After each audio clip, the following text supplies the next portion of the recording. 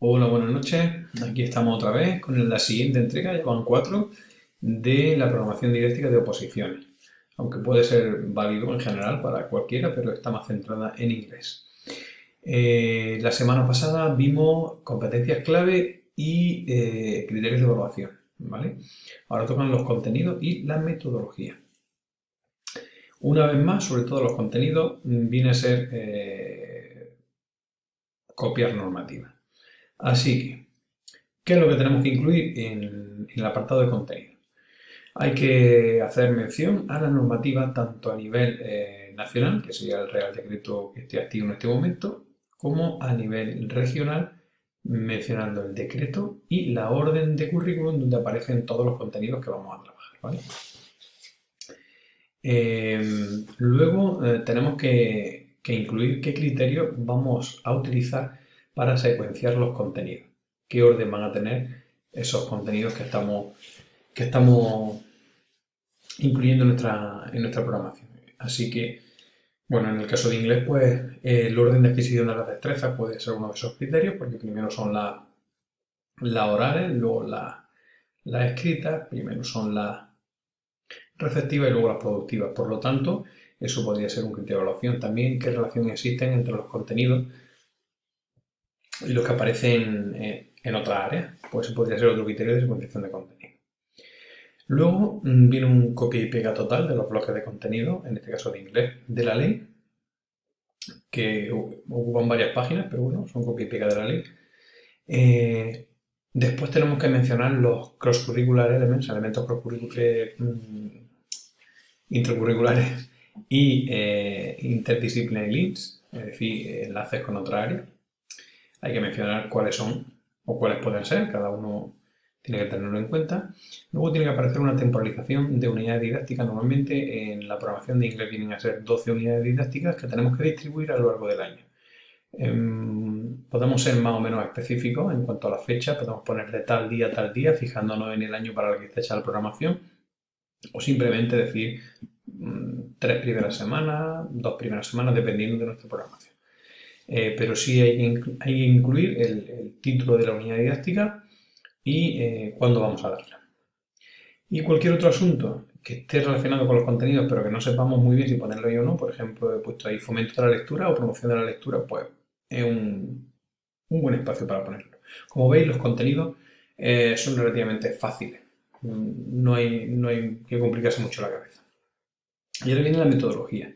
La metodología es o debe ser la parte más importante de nuestra programación, porque la metodología debería diferenciarnos del resto de aspirantes. Hay unos puntos más o menos comunes, pero ahí es donde nosotros nos tenemos que distinguir del resto de compañeros que se están presentando a esa oposición. Y muchas veces caemos en el error de tener metodologías prácticamente idénticas. ¿Por qué? Porque hay una parte más o menos teórica que aparece en todas las programaciones, que son los principios metodológicos, que suelen ser del tipo de metodología activa, participativa, centrada en el alumno, donde ellos son el centro del aprendizaje y donde todo es significativo.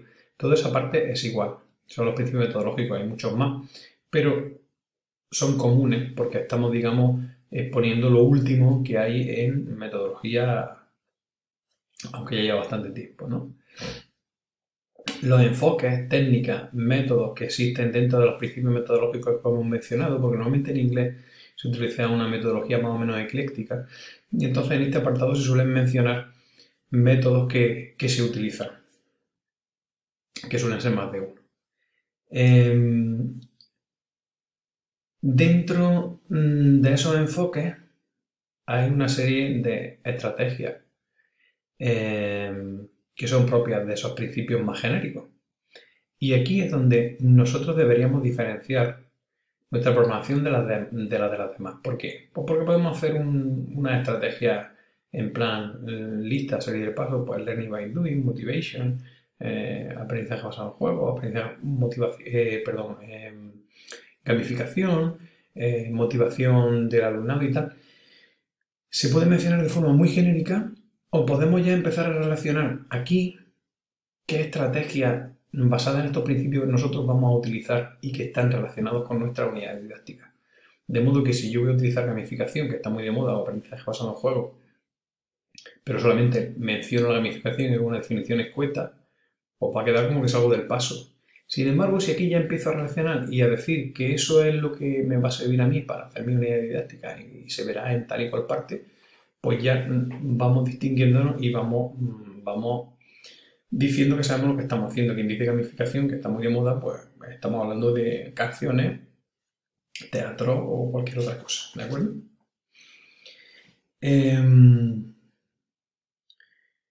Luego hay muchas más cosas, pues tipologías de actividades. Tipología de actividades va a depender de qué estrategia sigamos. Por ejemplo, aunque en inglés, por ejemplo, si vamos a hablar de listening, pues obviamente los ejercicios el tipo de actividades que vamos a trabajar van a ser como se estudian en los temas pre, during y post listening. Con lo cual hay una serie de tipologías que también estudiamos ahí que aparecerán aquí. Pero si ya estamos diciendo que vamos a trabajar con teatro, vamos a trabajar con gamificación, habrá una tipología de actividades que solo aparezcan ahí, que luego van a aparecer en nuestra unidad didáctica. Pues este es el tipo, el momento, el lugar de ponerlo también. Obviamente los agrupamientos, pues todos los que vayamos a utilizar, por parejas, por pequeños grupos, grupo entero, todo hay que hablarlo aquí también, qué materiales vamos a utilizar, qué recursos, y por supuesto también el uso de las TICs. Aquí se da una paradoja y es que nosotros en nuestra programación tenemos que demostrar que usamos las TICs en nuestra unidad didáctica, pero luego a la hora de defenderla probablemente no nos las dejen y tengamos que ser analógicos. Pero aún así, este es el lugar donde también tendremos que explicar qué uso vamos a hacer de las TICs o de las ICTs, como está en inglés. Como veis, poco a poco nos vamos centrando y vamos llegando a tocar temas que luego tendrán que verse reflejados en la unidad didáctica. Es muy importante que si aquí nosotros decimos que vamos a gamificar o que vamos a trabajar teatro, que vamos a cantar, es muy importante que luego las unidades didácticas sean coherentes con esto. Porque si no, algo que no tendría ninguna dificultad se puede convertir en un problema. Así que tenemos que tener muy en cuenta que lo que nosotros pongamos en nuestra metodología se ve reflejado en la unidad didáctica. Y con eso terminamos estos dos apartados. El próximo día seguiremos con un par de ellos más y como veis ya mismo estamos terminando la programación y acercándonos al desarrollo de la unidad didáctica. Un saludo y hasta la próxima.